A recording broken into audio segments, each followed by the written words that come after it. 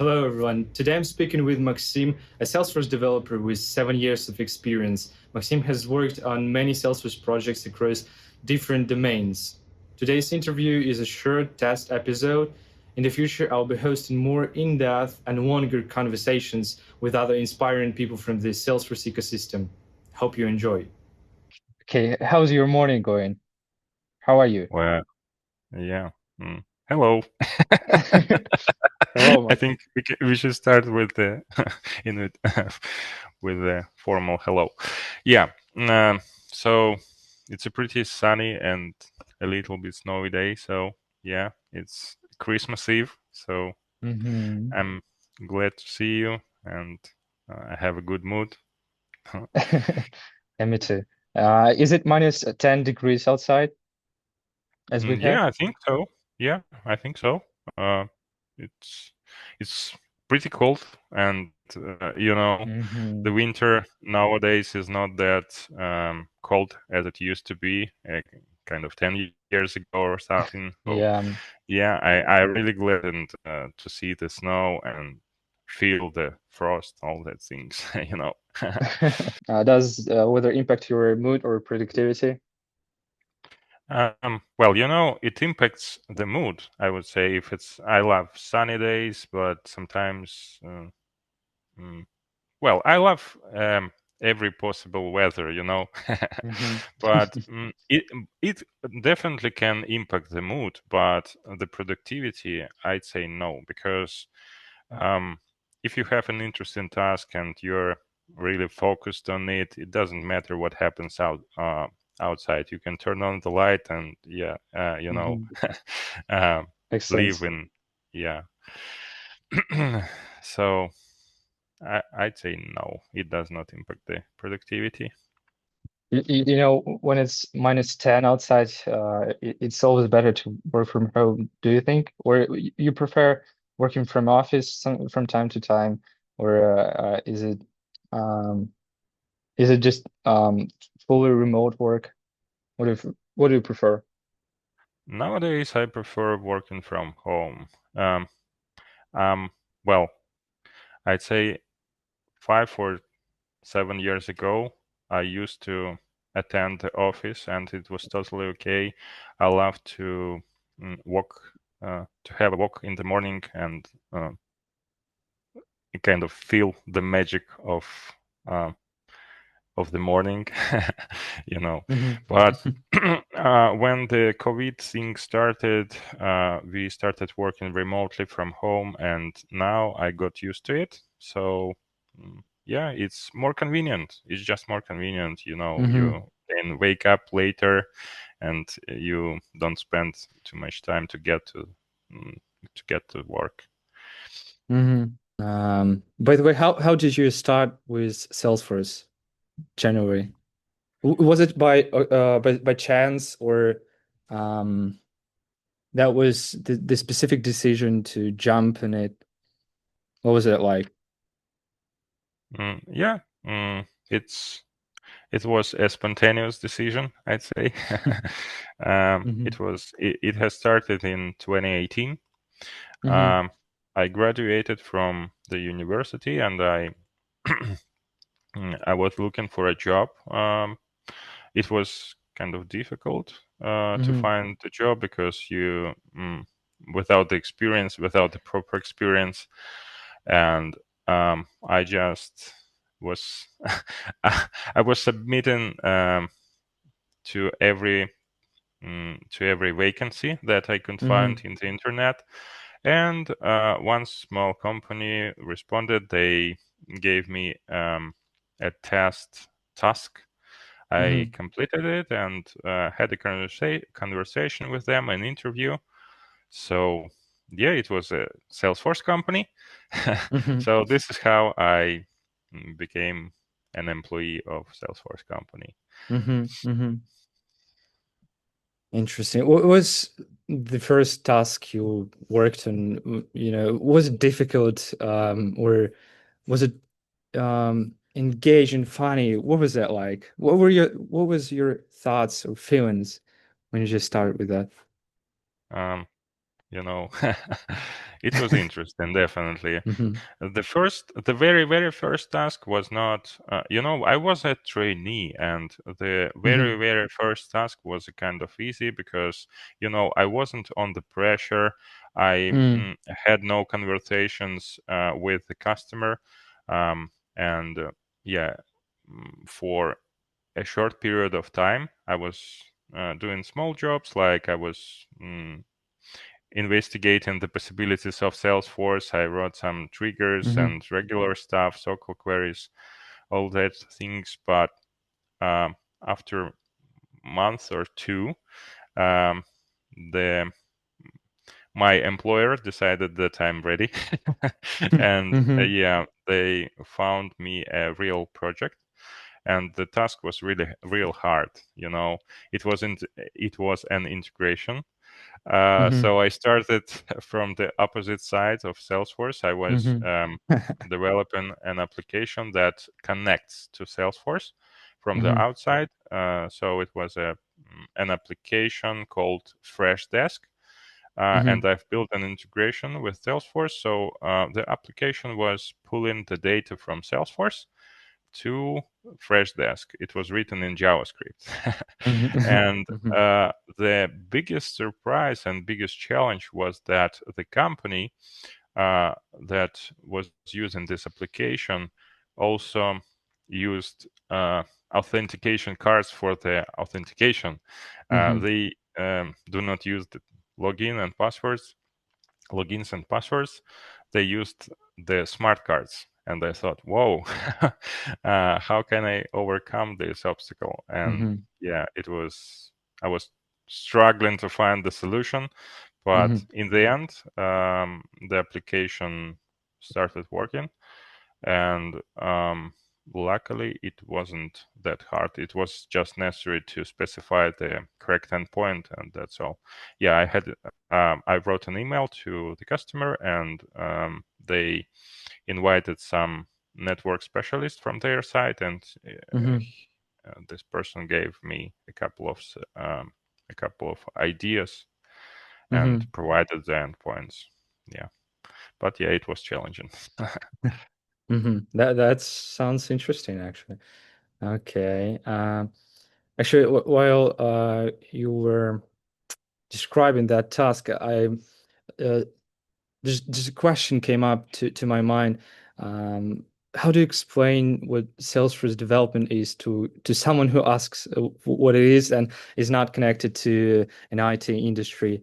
And Hmm. just curious, is it difficult to explain to someone what the Salesforce is and what's actually the Salesforce development is? Well, Salesforce development is mm, pretty similar to Java development, and Mm-hmm. actually Apex, the programming language, is based on Java. And I believe that under the hood, Salesforce uses some Java core.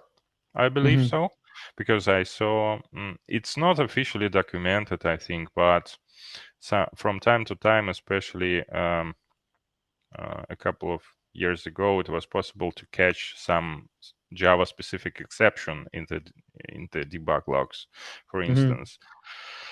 Yeah, so Salesforce is a CRM, obviously, and I can say that it's underestimated a little bit, Mm-hmm. because like the other developers think, oh, come on, what is it? It's just a CRM. You have everything out of the box, page layouts, like it's just point and click things. Mm-hmm. It's more like it looks to them like more an administrative job instead of programming. Mm-hmm. Mm-hmm. But actually, that's not true, because we write a lot of Apex code. Of course, we have visual flows, a kind of point and click tools, but these things are mm, um, really common things in even in Mm-hmm. different languages. I heard that Java uses pretty similar things, and it's very um, from my point of view, these tools are not very even useful, I'd say. Yeah, it's pretty easy to build something with the flow quickly. That's true. That's absolutely true. But it's very hard to maintain these things. If the flow becomes complicated and has a lot of if-else conditions, all that stuff, it has subflows and etc. It's very difficult to understand how it works and maintain it. Yeah, so it's mostly marketing to me, to be honest. It's very for sales representatives. It's very easy to sell this feature. It's super simple because programming is is complicated. A lot of people don't even understand what happens. Some strange guys write the code, some magic words, and the application works somehow. But flows are something visual.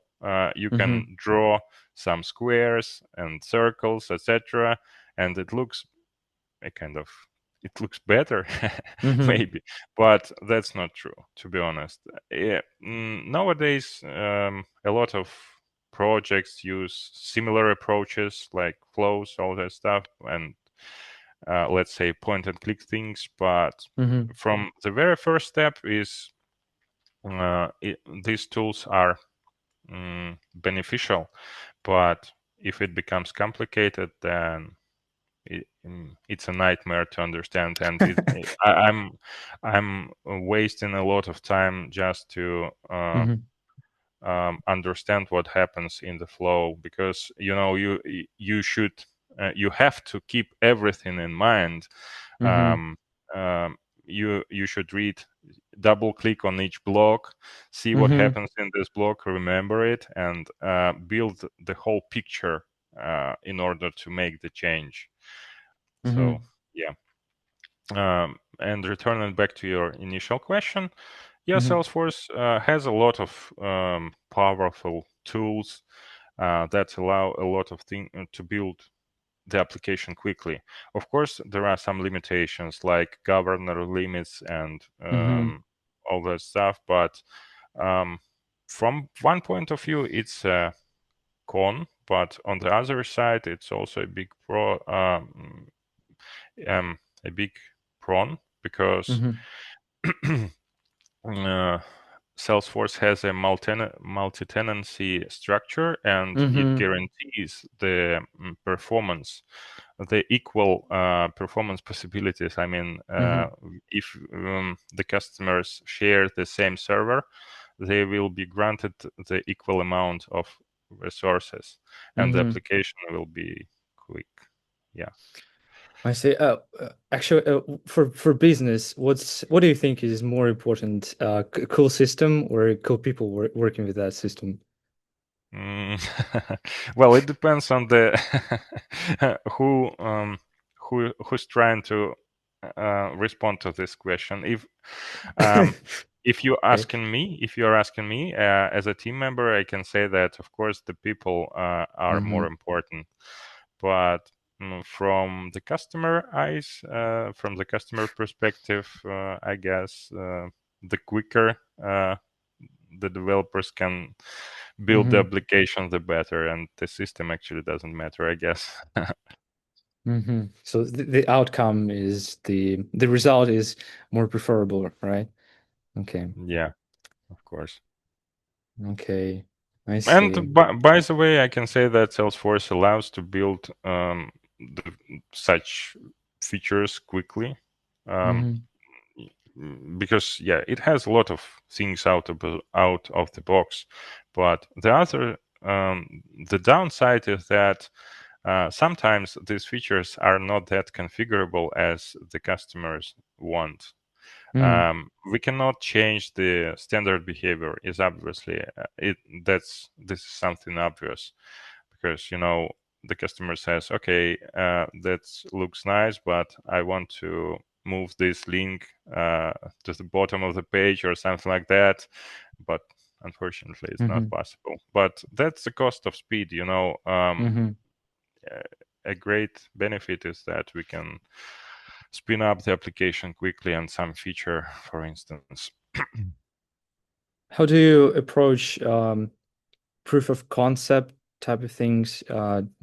Do you mostly focus on showing the initial what may be produced, and then you start working on that? Is there any approach that you have? Um, the approach is real simple, just Google it, ask ChatGPT and stuff. Mm-hmm. Yeah, because as I said previously, Salesforce has a lot of out-of-the-box things, and it's Mm-hmm. not possible to know all of them. They develop new things quickly, and it's not possible to know everything, every particular feature. For instance, now, as AI is very common nowadays, Mm-hmm. yeah, Salesforce also uses Agentforce, and Mm. my team members built the Agentforce application chat widget that allows to build the communications with the Does it customers. work? Is it useful? Yeah. Well, actually, from my own experience, I can say Mm-hmm. that the modern chats are not very smart, maybe, because Mm-hmm. the chats are able to respond to some frequently asked questions or something like that. But if you need a real help, if you are asking some mm, uh, not the basic information, for instance, about the loan or something like that, uh, to me personally, it's better to connect to the real customer service Mm-hmm. agent or something like that, because the chat could hallucinate and all that things, and Mm-hmm. I do not trust too much. But on the other hand, if the person asks the question that the chatbot has the answer to in its database, why not? Mm-hmm. Then why not? Yeah, it can respond quickly, and the customer could receive the help quicker, in seconds maybe. Mm-hmm. So returning back to Agentforce, yeah, it works. It uses mm, strong AI models like ChatGPT. You can choose what you want to use, and it builds. You can provide the instructions to how to respond to this question, to that question. You can. We have in Salesforce we have knowledge articles, so Agentforce can investigate, explore these articles, and build the answers based on Mm-hmm. these articles. Yep, yep. If you don't mind, I have another question. What do you think when I just think is Salesforce hard to learn, to navigate, to use? I just have some doubts about that, and I saw that. What do you think when developers, other developers, admins, architects say that after 5, 6, 7 years, they still don't get the Salesforce? So, just was curious about your thoughts on that. Um, well, I can say that Salesforce is not hard, is not easy. It's just a Mm, regular programming technology, let's say, and because it's not only Apex development or Java development, backend, front end. It includes different spheres, I can say. But mm, from my perspective, I can say that programming languages have a lot in common. mm-hmm, The basically it uses the same logic. It uses pretty different languages like Java, JavaScript, or Python, for instance. The code looks different, but it is based on the same principles. That's the mm-hmm, major thing from my perspective. And if someone understands these basic things, then it's not an issue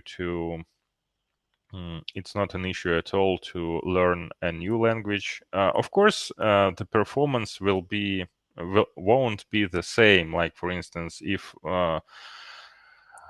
the developer writes Java code and he switches to Python, of course, the performance will not be equal, definitely. But this developer will not learn this new language from the scratch. It will be possible to use the knowledge and apply the same principles that you learned from another language. And talking about Salesforce, it uses, well, it depends, to be honest. Some things are pretty simple, like the SOQL query language is simpler, I can say that, than a classic SQL language. And the Apex itself is simpler than Java. It has less capabilities, but these capabilities are efficient to build the application that covers the business needs. So an interesting thing is that you have to know backend and front-end parts, because you can build Lightning Web Components that build the UI, UX user experience, and also uses backend to process records, to help the agents do their work. Yeah. So it takes time to get up to speed and understand the basic things, but still, it's not, to me, it's not hard, and it's pretty much an average programming language, I can say. It's not harder, not simpler. It just requires some practical knowledge. Okay, got it. Okay, thank you, Maxim, for connecting with me today. It was really cool to speak to you. Yeah, It was fun. I hope to reconnect with you soon. yeah, very welcome. Thank you. Okay.